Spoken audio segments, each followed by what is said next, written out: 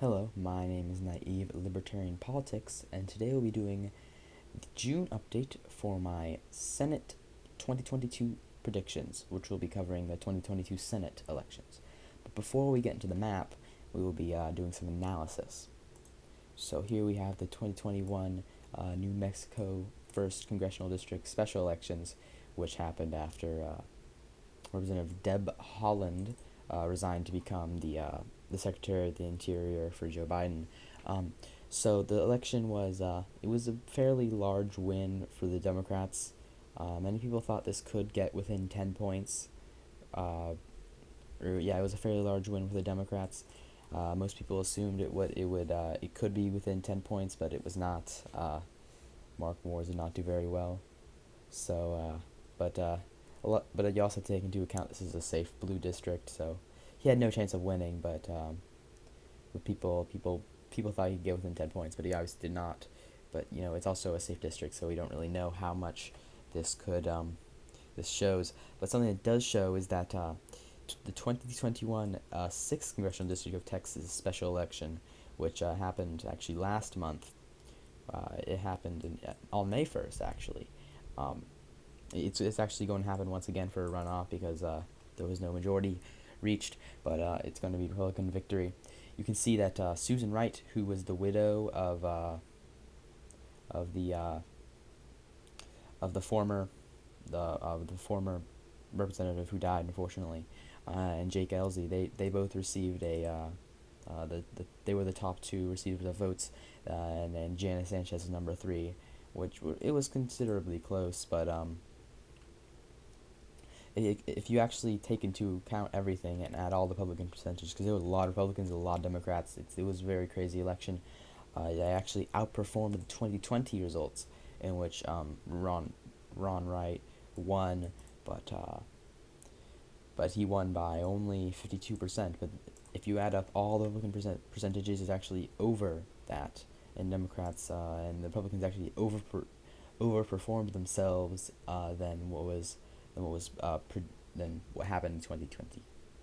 So yeah, so now we can now that we have official uh, analysis, I'm going to say there will be a little bit of a little bit of a red wave this year. Probably actually a pretty large red wave, but or not, yeah, a sizable red wave. So yeah. So first we can start with the safe blue states. We're gonna start with Democrat states. So Colorado is gonna be likely, but it's not. I'm not gonna put safe because it's a weird state, but you know, yeah, and last time I put Georgia as safe blue, but I'm going to have to say this time it's going to be um, lean red because Herschel Walker is believed to run, and I think he has a good chance of winning. And another thing I'd like to bring into account is New Hampshire. Uh, Chris Sununu is believed to be running for Senate, which will give Republicans probably New Hampshire. Chris Sununu will probably win that, and other states that they could probably do well in. I'm going to say Maine is going to be like likely, or I mean, lean blue. It just seems like that's what's going to happen. Um, and for right now, that is all I'm going to put for like Democrats. So let's fill out the likely Republicans.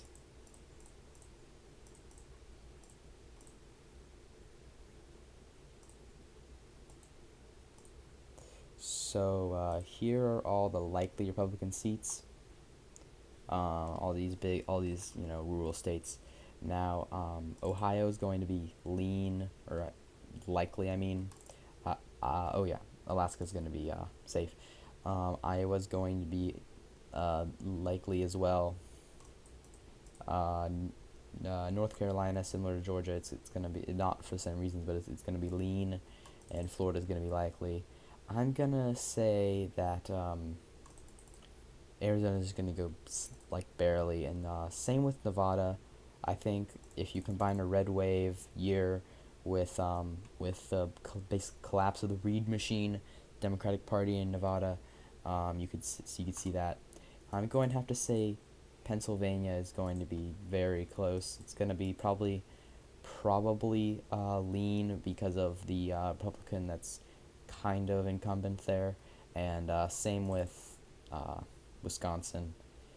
Two believed to be Ron Johnson may be retiring. It seems like he will retire, but if he doesn't, he'll run and he'll have the incumbency bonus, which will give him the ability to win. But in Pennsylvania, the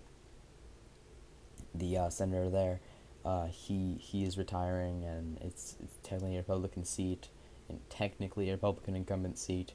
So I probably think a Republican has a chance there. Um, so yes. Here's my final prediction. 54 to 46. This is I guess you could say this is very gracious to Republicans.